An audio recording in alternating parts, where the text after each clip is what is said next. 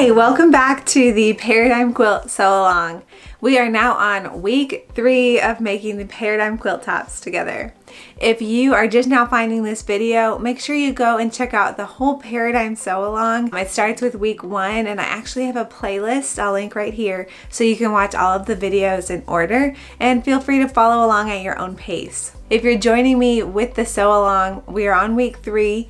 So far, we've already picked out our fabrics, gotten the pattern, and cut out our fabrics, and also made the 4 corner units. So make sure you check out week 1 and 2 for those steps. I have compiled all of the sew along details into a blog post, which I'll put a link for right here, and I'll put a link to that in the description below for you. Our sew along prize sponsor for the week is Riley Blake Designs. The prize will be this really cute fat quarter bundle called Falling in Love, as well as some really fun Riley Blake notions, such as these hand creams, lip gloss, and a seam ripper. So if you want to be entered to win the prize for this week of the sew along, all you have to do is post your progress photo on Instagram using hashtag Paradigm SAL.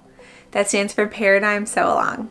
Using that hashtag makes sure that I know all of the participants each week and have one place to go to select a random winner. I announce the prize winners each week in the emails that I send out, so make sure you're signed up for the sew along if you want to see the prizes and the prize winners each week. Alright, let's dive into week 3, making our economy quilt blocks. The first step that you'll want to do is grab your pattern and navigate to this section all about how to make your economy quilt block for your Paradigm quilt. I also want to let you know that there's a complete tutorial as well for making economy quilt blocks in general, so make sure you check that out right here. And then we'll go ahead and dive into making our economy quilt blocks for our Paradigm quilt tops. So for our economy quilt block, I have my large color 1 square, my 2 color 2 squares, and then 2 of my big background squares. And you'll see in the pattern that we have these color 2 squares are piece B, and then the background square will end up being piece C. So first things first, we'll go ahead and we'll set aside just our color 2 squares, and we're going to begin by cutting these on the diagonal. So I grab a big straight ruler and my rotary cutter and just cut a straight line across the squares. Once you have those cut, I'm also going to fold them in half and create a little crease at the center. To do that, I'm just doing a folded crease. You could mark it with a pencil or a heat erasing pen as well. When you unfold them, you'll see that there's a little mark right in the middle. Once you've done that on your color 2 squares, go ahead and do that for your piece C squares as well.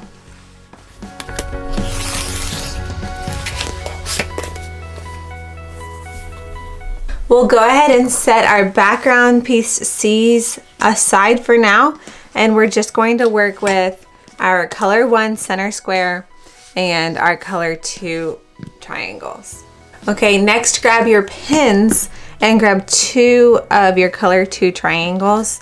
If you are using a print, make sure you're paying attention to right side and wrong side of fabric. And also if you're doing a directional print, then definitely pay attention to that as well. What I'm going to do is line up one of these triangles with one straight edge right sides together. And you can mark the center of your square, or you can just eyeball the sides of the triangle corners sticking out. And we're gonna go ahead and pin that in place.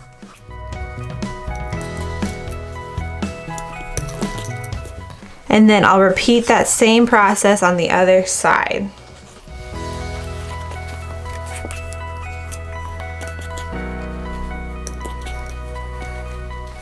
Next, we'll take this piece over to our sewing machine and sew a 1/4 inch seam on both sides. Now, I showed you last week that I'm sewing on a little scrap of fabric back here so that it holds all my threads in place.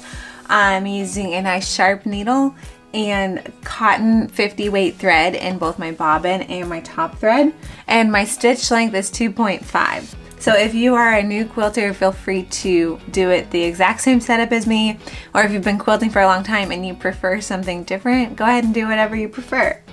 So I'm going to stitch just a 1/4 inch seam along this entire straight side.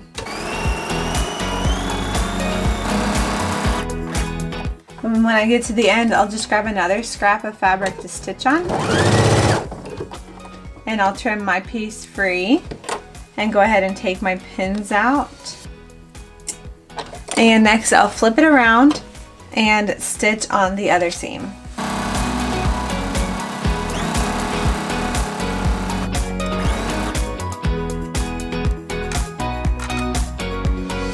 Once we have both seams sewn, we'll go ahead and bring it over to our ironing board. Our next step is to press our seams open. So I'm going to go ahead and grab my piece and flip it right side down. And I'm going to begin by gently finger pressing it to get the seam open. And then I'll take my iron to get it nice and crisp. You do want to be gentle with it as you are working with your color 2 fabric is on the bias, which means it can stretch. So just be careful and cautious not to stretch it. And then go ahead and grab your best press and spritz it and then iron it one more time. And that'll just get your seam extra flat for you. And go ahead and repeat that same process on the other seam.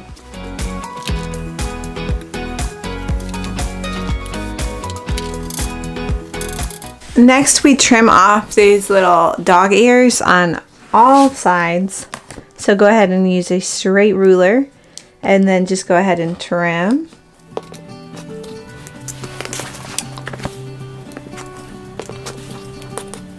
And then we add our other 2 color 2 triangles on opposite sides.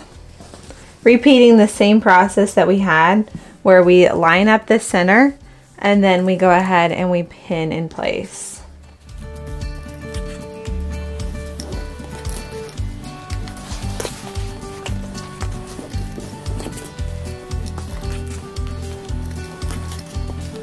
And next we bring these and stitch them on.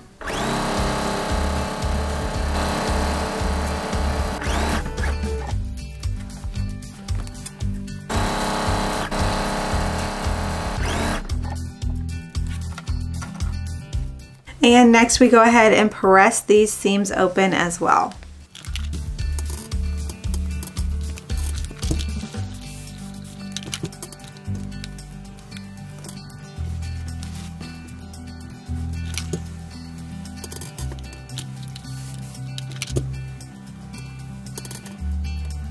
Once you're done pressing, you'll see that we have a square and a square quilt block. But the next step is actually to trim. So we're going to trim so that we have a 1/4 inch of seam allowance on all 4 sides, and that'll trim off the little dog ears that we have. So in order to trim, I go ahead and just take my straight ruler and line it up so that there's at least a 1/4 inch from the point of the square to the edge of the color 2 fabric. And then get it as straight as possible and go ahead and trim. You probably won't have much to trim off, and that's totally okay.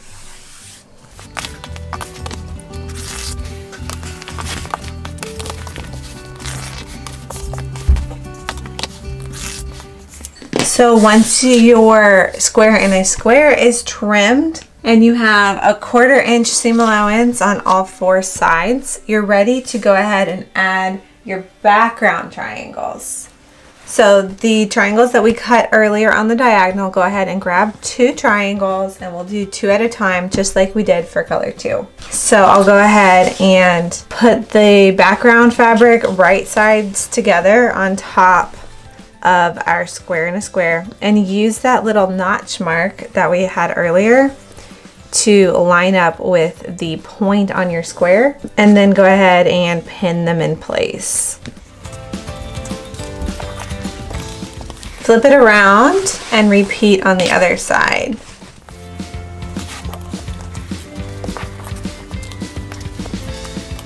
And next we'll bring these to our sewing machine and stitch a 1/4 inch seam allowance.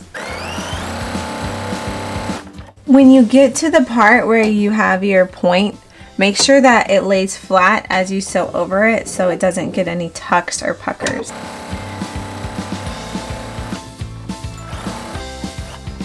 So I'll go ahead and show you. You see how the seam comes right up to the point of your center square. So now we'll go ahead and press these seams open and repeat the process. So just like we did on the other side, we're going to press these seams open, but this time we're going to have to pay special attention to the seam that has the bulk in it, where our seams from the previous section kind of meet up with this seam. Just pay close attention and you'll see why we press our seams open here, because it kind of does create quite a bit of bulk. So once you get it flat with your iron, this is really important to use your best press, especially in that little point, and it'll help it lay nice and flat. Once you get your seam pressed, you can go ahead and turn it over and look at it from the side. It should come up so that that square perfectly points into your background fabric. Your center square into the background fabric should create a really nice crisp point. If it doesn't, that's okay, but that's something that I look for when I'm trying to be as precise as possible. So go ahead and make sure that you press the other seam as well.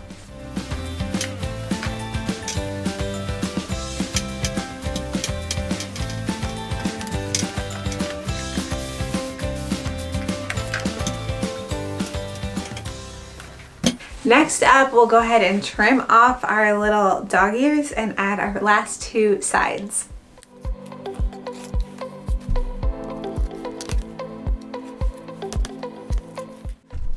You'll see that the piece is getting pretty large, but just go ahead and do your best to be as precise as possible.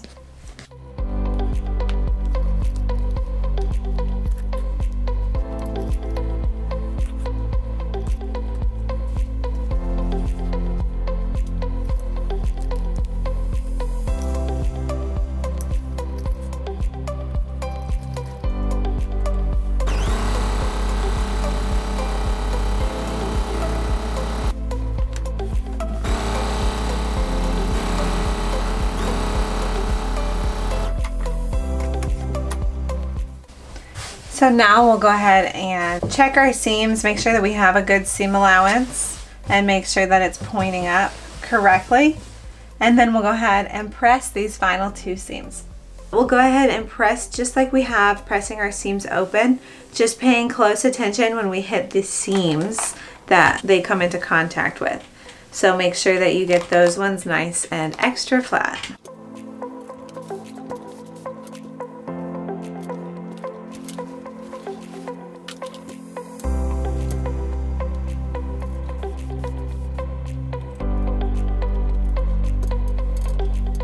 Once your seams are pressed, it's time to finish it off. So you should see your whole block. You'll see the sizes for your blocks written in the pattern, and you have two options. You can trim down to that size if you have excess, or you can just trim off your little dog ears and call it good. I kind of do a mixture between the two. If I see something really wonky, I'll try to snip it off. But with a block this big, it's really hard to make it a perfect square. Depending on your cutting mat size, it might be impossible.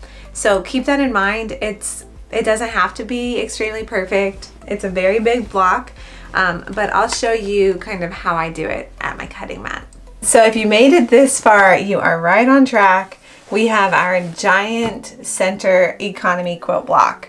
The only last thing to do is to straighten out any edges that might not be perfectly straight and trim off these little dog ears at the points. So what I like to do is make sure that I have as straight of a line as possible, and this particular one turned out pretty straight, and I'll just trim off the little point and any kind of craziness that might be going on. While I'm doing this also, I check for size. So look in the pattern to see what size your block needs to be and make sure that it is close to the correct size. The more precise, the better, of course. Once you trim one side, go ahead and rotate it and do all four sides of your big block.